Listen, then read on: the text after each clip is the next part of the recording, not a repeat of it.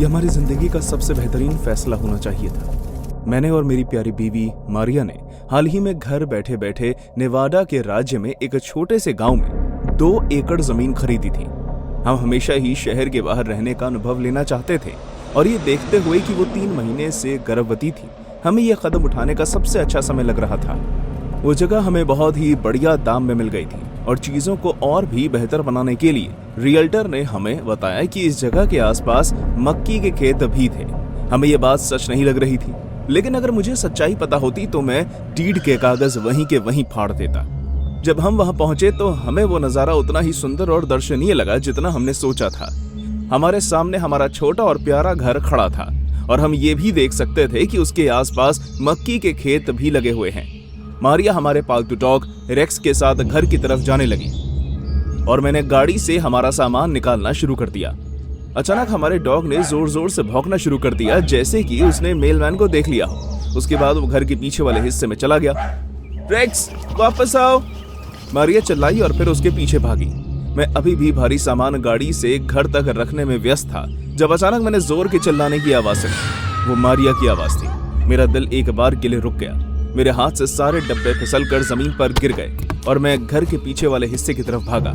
जब मैं वहां पहुंचा तो मारिया जोर जोर से सांसें ले रही थी और उसके हाथ उसकी छाती पर था, लेकिन रेक्स अब शांत था।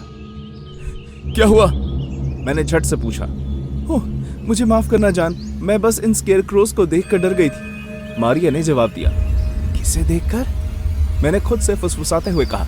जब मैंने भी सर घुमाकर देखा तो मैं भी अपने जिंदगी के सबसे भयानक दिखने वाले स्केयरक्रोज को सामने देखकर चौंक गया और वो सारे खेत में फैले हुए थे। फिर ये हमने उसे अगले दिन की एक समस्या के लिए छोड़ दिया और हम वापस घर की तरफ चले गए। उस दिन शाम को हमने अपने घर के दरवाजे पर 2 बार खटखटाने की आवाज सुनी। हमने हाल ही में नई जगह पर शिफ्ट किया था, इसलिए हम किसी मेहमान के आने की उम्मीद नहीं कर रहे थे। मैं दरवाजे की तरफ बढ़ा और मैंने उसे खोला। वो अजीब सा दिखने वाला एक बूढ़ा आदमी था और उसके गले में उल्टे क्रॉस का लॉकेट था। वो चेहरे पर बिना किसी भाव के साथ मुझे घूरता रहा। क्या मैं तुम्हारी कोई मदद कर सकता हूं? तुम मेरी मदद नहीं कर सकते, लेकिन मैं तुम्हारी मदद कर सकता, उसने कहा। उसने जबरदस्ती मेरा हाथ पकड़ा और उसे मेरी खुली हथेली पर रख दिया। वो अपनी उम्र के हिसाब से बहुत ताकतवर था। मुझे थोड़ा अजीब महसूस हुआ। मैंने फौरन अपना हाथ झटक दिया। हे, अपने हाथ मुझसे दूर रखो, मैं गुस्से में चिल्लाया। बर्बाद करने के लिए बिल्कुल समय नहीं है बेटे, फसल अब हमारी जिम्मेदारी है। अपने घर के दरवाजे पर इस क्रॉस को लटका दो, वरना भयंकर परिणाम भुगतने के लिए तैयार रहो। उस आदमी ने मुझे चेतावनी दी। मैं अभी भी ये समझने की कोशिश कर रहा था कि आखिर चल क्या रहा है। इससे पहले कि मैं कोई सवाल पूछता, वो पीछे मुड़ा और खेतों के अंधेरे में कहीं गायब हो गया। ये एक बहुत ही रोचक मुलाकात थी, लेकिन इतनी भी नहीं कि मैं अपनी एनर्जी इस पर जाया करूं। मैंने अपना सर हिलाया और दरवाजा बंद कर दिया। जान, कौन था दरवाजे पर? कोई नहीं जान, ऐसे ही कोई मस्ती करने वाला, मैंने जवाब दिया। मैंने क्षण भर के लिए उस क्रॉस को देखा और फिर बहुत ही बेरहमी से उसे अग्नि कक्ष में फेंक दिया। आधी रात को मेरी नींद किसी आवाज की वजह से खुली। वो आवाज ऐसी थी जैसे कुछ घंटियां साथ में बजी हों। मैं अपनी रात के कपड़े पहनकर नींद की हालत में ही नीचे चला गया। वो आवाज एक लिविंग रूम में रखी हुई एक बहुत ही पुरानी घड़ी में से आ रही थी, लेकिन मैं सबसे ज्यादा हैरान इस बात को जानकर था कि इससे पहले मैंने इस घड़ी को अब तक नहीं देखा था। उसी के साथ साथ घड़ी के नीचे एक दरवाजा भी लगा हुआ था जिसे चेन से बांधा गया था। जब मैं उस घड़ी के पास पहुंचा तो मेरी नजर साथ में लगी खिड़की पर गई और मैं बाहर का नजारा देखकर और भी ज्यादा डर गया। खेत में लगे सभी स्केयरक्रोज गायब हो चुके थे। पहले वो इतने थे कि उन्हें गिनना मुश्किल था और अब वहां एक भी स्केयरक्रो नजर नहीं आ रहा था। मुझे लगा शायद ऐसा इसलिए लग रहा है क्योंकि मैंने आज वाइन का एक एक्स्ट्रा ग्लास पी लिया था। मैं पीछे मुड़ा और वापस ऊपर चला गया। मेरे दिमाग मेरे साथ पहेलियां बुझा रहा था। मैंने यही चीज अगले 3 दिन तक अनुभव की। रात तक सभी स्केयरक्रोज गायब हो जाते थे और सुबह होने तक वो वापस आ जाते थे। ये हैरान कर देने वाली बात थी। यहाँ के गांव वाले एक छोटे से मजाक के लिए कितनी मेहनत कर रहे थे। कम से कम मुझे तो ऐसा ही लग रहा था, लेकिन ऐसा बस तब तक लगा जब तक रेक्स गायब नहीं हो गया। तब जाकर मुझे लगा कि चीजें अब हाथ से निकल रही थी। आखिरकार मुझे उसका सड़ा हुआ मृत शरीर मक्की के खेत में लगे स्केयरक्रो के नीचे पड़ा हुआ मिला। मक्की के डंठलों पर खून लगा हुआ था और उसके पास फसल कटने वाला एक औजार पड़ा हुआ था। आखिर किसने किया होगा? मैं अभी भी यही सोच रहा था कि इसके बारे में मैं मारिया को कैसे बताऊंगा कि मैं दोबारा उस आदमी से टकराया जो मुझे पहले दिन दिखा था। क्या तुमने वो क्रॉस अपने घर के दरवाजे पर लगाया जैसे कि मैंने कहा था? उसने एकदम से मुझसे पूछा। नहीं, मैंने उसे जला दिया। मैंने ऐसा जवाब दिया जैसे मैं इस बात के लिए माफी मांग रहा था। उस बूढ़े आदमी ने फुसफुसा कर कहा, ये तुम्हारे उस कर्म का ही फल था। अपना घर तैयार कर लो, 11वें घंटे बाद फसल कटनी शुरू हो जाएगी। हे रुको 2 मिनट, क्या तुम जानते हो कि मेरे... इससे पहले कि मेरी आंखें रेक्स से हटकर उस आदमी पर जाती, वो बूढ़ा आदमी फिर से गायब हो गया। आधी रात तक, जैसे कि उस आदमी ने कहा था, मेरी नींद फिर से घंटियों की आवाज से खुली, लेकिन इस बार उस आवाज के साथ साथ खेतों से भी जोर जोर से आवाज आ रही थी। मैंने बाहर देखने के लिए खिड़की से झांका। बाहर देखते ही मेरे रोंगटे खड़े हो गए। ये सच नहीं हो सकता था, ये बहुत ही डरावना था। मेरे पैर जैसे जमीन से लग ही नहीं पा रहे थे। वो स्केयरक्रोस जिंदा हो गए थे। उन सभी के हाथ में फसल काटने वाला नोकीला हथियार था, लेकिन उन्हें देखकर ये नहीं लग रहा था कि वो बीज बोने आए थे। मैंने डर के मारे अपनी बीवी का हाथ पकड़ा और तेजी से सीढ़ियों से नीचे भागा, लेकिन इससे पहले कि मैं दरवाजे तक पहुंच पाता, उस पर पहले से ही कुल्हाड़ी मारी हुई थी। उन्होंने घर को घेर लिया था और वो जबरदस्ती अंदर घुसने की कोशिश कर रहे थे। हमारे पास आखिर में एक ही विकल्प बचा था, उस पुरानी घड़ी के नीचे लगा हुआ दरवाजा। बहुत ही हैरानी की बात थी कि अब वो अपने आप खुल चुका था। हम घबरा कर उसके अंदर घुस गए और वो दरवाजा पीछे से खुद ब खुद बंद हो गया। उसके अंदर एक कमरा था जहाँ स्क्रोल्स, पुराने अवशेष, कुछ गहने और डरावनी किताबें पड़ी हुई थी, जिनमें से हर एक श्राप का उल्लेख प्रतीत हो रहा था और एक प्राचीन रिचुअल जिसे हार्वेस्ट कहा जाता था। जहाँ तक हम समझ पा रहे थे, अगर हमने उस आदमी के कहने के अनुसार वो क्रॉस का साइन अपने घर के दरवाजे पर लगा दिया होता तो हम इस सभी चीजों से बच सकते थे। लेकिन क्योंकि हमने ऐसा नहीं किया था, इसलिए अब हमारे साथ भी वैसे ही होने वाला था जैसे कि पहले वाले लोगों के साथ हुआ था। या तो हम सड़ जाएंगे या फिर हमारा शरीर इस कमरे में राख हो जाएगा। भगवान हमारी मदद करे।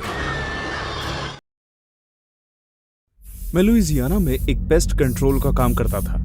ये काफी मुश्किल काम था और उसी के साथ साथ आपको 24 घंटे केमिकल की बदबू के बीच रहना पड़ता है। एक दिन मुझसे शहर के बाहर से काम के लिए फोन आया।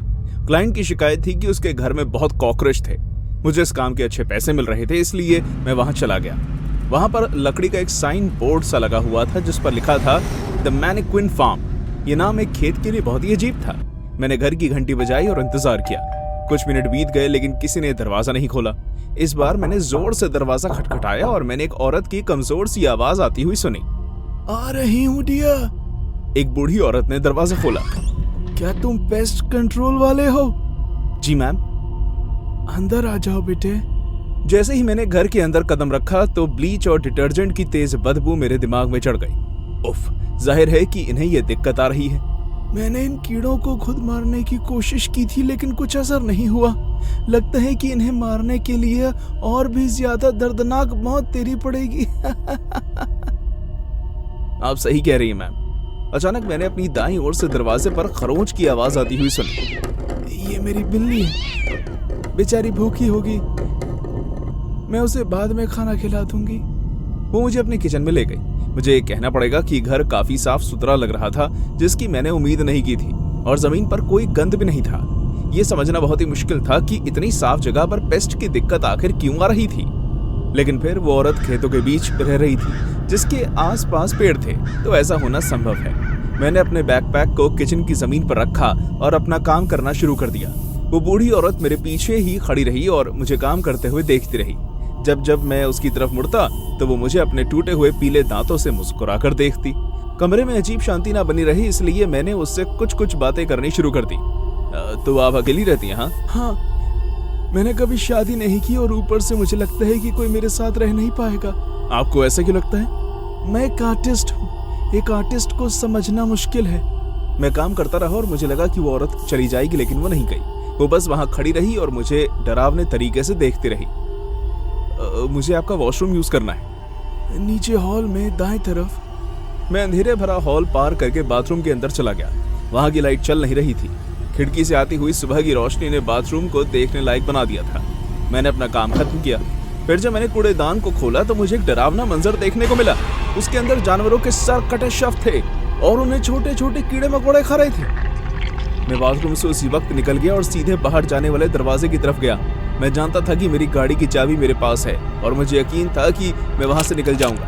लेकिन जैसे ही मैं दरवाजे की तरफ गया और मैंने दरवाजे के नॉब को घुमाना शुरू किया तो वो अंदर से बंद था।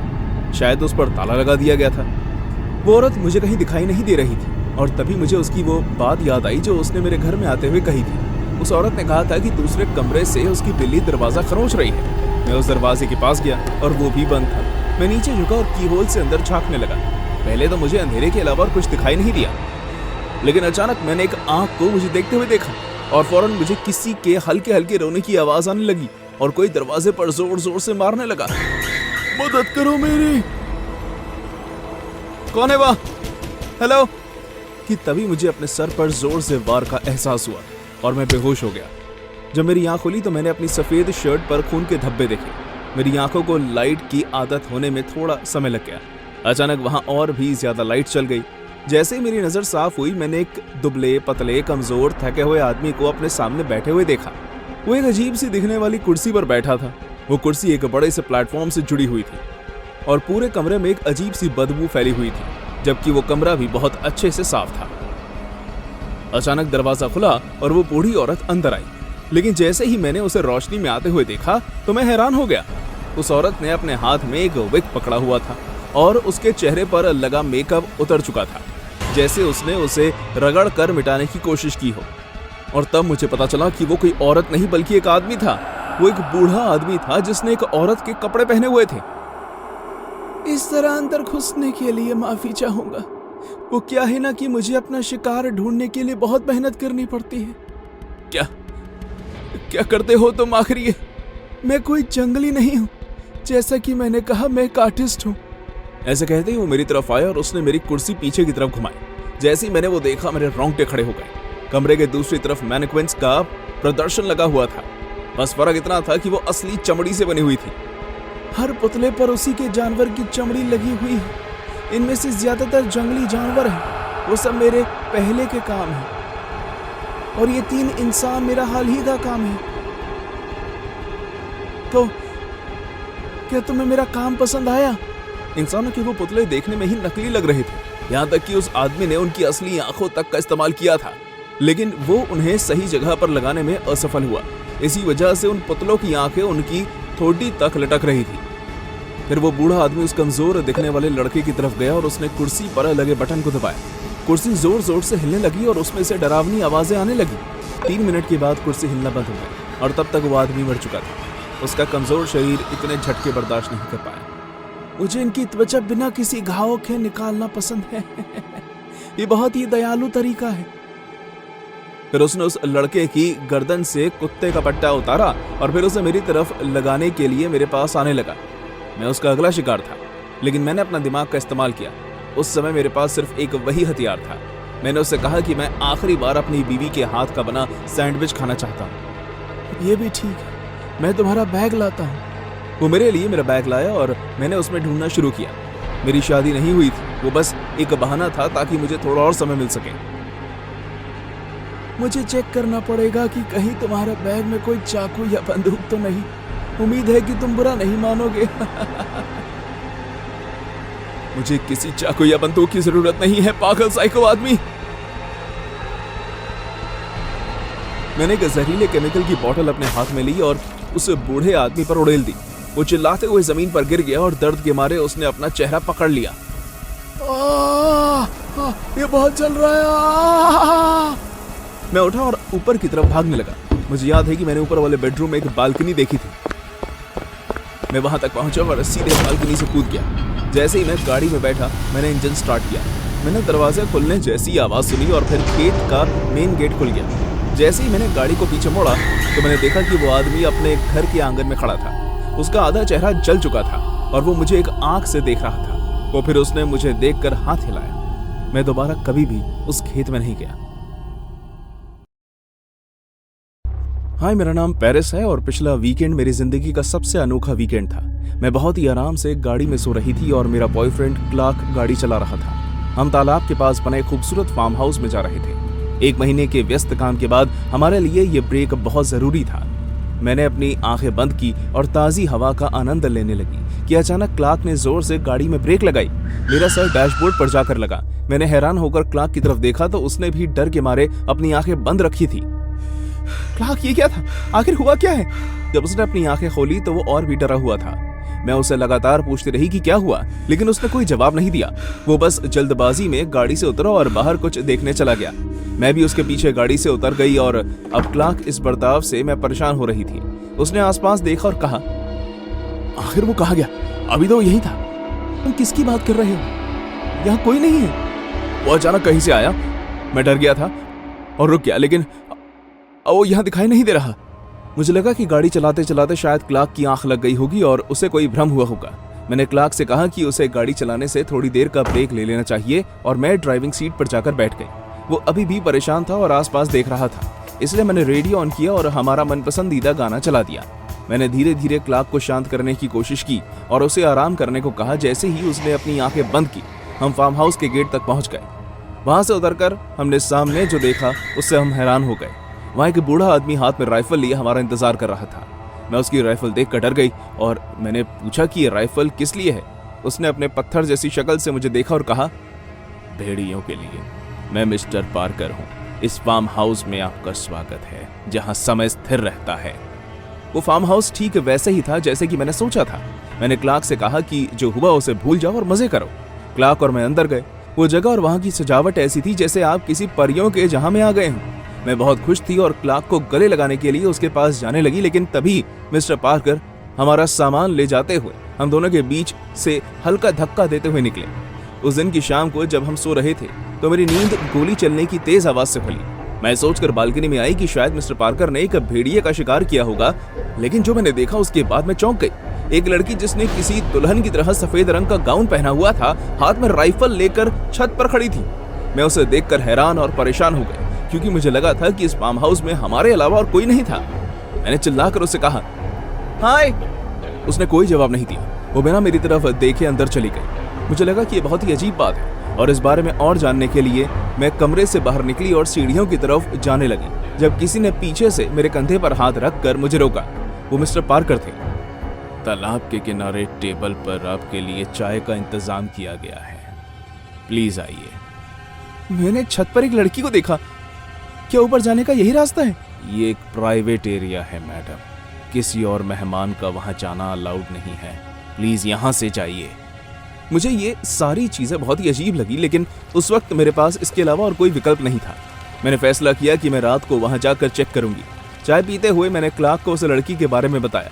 वो कुछ कहने ही वाला था कि हम दोनों ने तालाब से एक दूसरी लड़की को बाहर आते हुए देखा और बिना खुद को सुखाए वो घर के अंदर चली गई।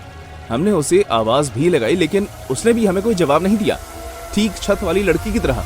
अब मुझे बहुत जिज्ञासा होने लगी थी और मैंने मिस्टर पार्कर से इस लड़की के बारे में पूछा। मेहमानों की जानकारी गुप्त रखी जाती है।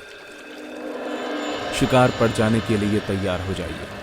शिकार पर जाने वाली बात मैं समझ नहीं पाई, इसलिए मैंने मिस्टर पार्कर से पूछा। उन्होंने बताया ये फार्म हाउस पर रहने के अनुभव का हिस्सा है। हम दोनों ही बहुत खुश हो गए और थोड़ी ही देर में हम पास के जंगल में चले गए। मिस्टर पार्कर ने हमें दिशा दिखाई। उन्होंने एक जगह की तरफ इशारा किया और क्लार्क ने उस ओर निशाना लगाया, लेकिन वो चूक गया। अब अगली बारी मेरी थी। मिस्टर पार्कर ने गौर से सुना और फिर मुझे एक और इशारा किया। मैंने निशाना लगाया और वो लग गया। मैंने एक जानवर के चीखने की आवाज सुनी और हम वहां देखने के लिए उसके पास भागे, लेकिन फिर मिस्टर पार्कर ने झाड़ी के पीछे से ब्लूटूथ स्पीकर निकाला और कहा कि ये तो बस एक मजाक था। हम सब इस बात पर हंसने लगे। उस दिन रात को मिस्टर पार्कर ने हमें बहुत ही स्वादिष्ट खाना खिलाया। मैंने वैसे ही उनसे कहा कि मुझे इसकी रेसिपी चाहिए, तो उन्होंने मुझे कठोर दृष्टि से देखा और कहा, ये इंसान के मीट की करी है। हम उनकी बात सुनकर हैरान हो गए, लेकिन फिर मिस्टर पार्कर जोर जोर से पागलों की तरह हंसने लगे और उन्होंने कहा कि जिस दिन हम वहां से जाएंगे तो वो हमें इसकी रेसिपी दे देंगे। मैंने सोचा हुआ था कि डिनर के बाद मैं उसे लड़की का पता लगाऊंगी, लेकिन मिस्टर पार्कर के खाने से हमें ऐसा नशा चढ़ा कि हम फौरन सो गए और एक बार फिर मेरी आंख गोली चलने की आवाज से खुली। मैं बाहर बालकनी में आई तो वही लड़की एक बार फिर छत पर खड़ी थी, ठीक पिछले दिन की तरह। मैं कमरे से बाहर निकली और दोबारा छत की तरफ जाने की कोशिश करने लगी, लेकिन पिछले दिन की तरह इस बार भी मिस्टर पार्कर ने पीछे से मेरे कंधे पर हाथ रखा और मुझे रोका और कहा कि तालाब के पास चाय का इंतजाम किया गया है। मैं तालाब के किनारे चाय पी रही थी जब मैंने उस लड़की को दोबारा देखा। वो तालाब से निकलकर बाहर आ रही थी। वही सेम चीजें दोबारा हो रही थी। मैंने क्लार्क को इस बारे में समझाने की कोशिश की, लेकिन फिर मिस्टर पार्कर आए और उन्होंने हमें शिकार के लिए बुला लिया। शिकार के समय क्लार्क से पहली बार निशाना चूक गया और जब मैंने निशाना लगाया तो वो जानवर चीखा। लेकिन मिस्टर पार्कर ने बताया कि वो एक ब्लूटूथ स्पीकर था। मैंने क्लार्क से कहा कि मैंने ये दिन पहले भी जिया है। मैं हैरान थी कि क्लार्क को मेरी बात पर विश्वास नहीं हो रहा था। डिनर में हमने दोबारा वही खाना खाया। मिस्टर पार्कर ने फिर से वही मजाक दोबारा किया। मुझे चिंता हो रही थी, लेकिन जब मैंने क्लार्क को इसके बारे में बताने की कोशिश की तो उसने मुझे आराम करने और सोने के लिए कहा। अगले दिन फिर मेरी नींद गोली चलने की आवाज से खुली। मैंने बाहर आकर उसी लड़की को देखा और एक बार फिर मिस्टर पार्कर ने मुझे सीढ़ियों चढ़ने से रोका। वही लड़की फिर से तालाब से बाहर निकली और फिर हम शिकार के लिए गए। मैंने निशाना लगाया और मिस्टर पार्कर ने ब्लूटूथ निकाल कर दिखाया और फिर हमने डिनर किया और हम सो गए। लेकिन इस बार मैं जल्दी उठ गई और सीधे टेरेस पर चली गई। मैंने उस लड़की को कमरे से बाहर आते हुए देखा। मैं उसके पास गई। मैं समझना चाहती थी कि आखिर चल क्या रहा है, लेकिन उसने मुझे ही गोली मारने की कोशिश की। मैं वहां से भागकर अपने कमरे में आ गई। मैंने क्लार्क को उठाया और जो हुआ उसके बारे में बताया। वो भी हैरान हो गया। हमें खुद को बचाना था, इसलिए हम चोरी छिपे वहां से भाग निकले। मैंने अपनी गाड़ी चालू की, लेकिन मिस्टर पार्कर हाथ में राइफल लिए गेट पर ही खड़े थे। मैं एक बार के लिए रुक गई, लेकिन फिर मैंने एक्सेलरेटर दबाया और उसके पास से निकल गई। वो हम पर गोली चलाने की कोशिश करते रहे। हम वहां से निकल गए, लेकिन जैसे ही हम हाईवे तक पहुंचे तो हमने एक बार फिर वही आदमी देखा जिसने पहले भी क्लार्क को रोकने की कोशिश की थी। उसने हमें बताया कि वो भी एक बार यहाँ मेहमान बनकर आया था और अब यहाँ से निकलने की कोशिश कर रहा है। पहले तो हमें उस पर विश्वास नहीं हुआ, लेकिन फिर उसने हमें अपना ID कार्ड दिखाया और हमसे मदद की भीख मांगी। हमने उससे पूछा कि आखिर फार्म हाउस में चल क्या रहा है, तो उसने कहा कि यह जगह श्रापित है और जो कोई भी यहाँ आता है वो एक टाइम लूप में फंस जाता है और निकल नहीं पाता। हम खुशकिस्मत थे कि वहां से जिंदा निकलने में सफल हुए और हम दोबारा कभी वहां नहीं गए।